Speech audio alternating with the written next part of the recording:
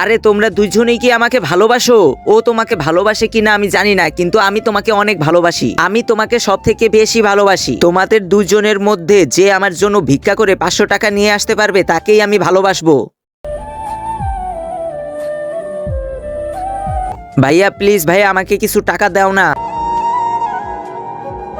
আরে আমার এতটা খারাপ দিন এসেছে, আমি যে ভিক্ষা করব ওর থেকে আমি একটা কাজ করি, আমার পকেট থেকে 500 টাকা দিয়ে দেই, তাহলে কেউ জানবে না। ভাইয়া আমাকে কিছু টাকা দাও না।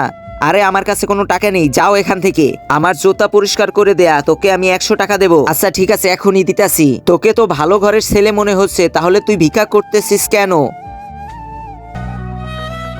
তো বন্ধুরা তারপর কি হলো সেটি দেখার আগে তুমি বলো, তুমি কি আল্লাহর ঘরকে ভালোবাসো নাকি মন্দিরকে ভালোবাসো? যদি তুমি আল্লাহর ঘরকে ভালোবাসো তাহলে ভিডিওটি লাইক করে চ্যানেলটিকে সাবস্ক্রাইব করে যাও।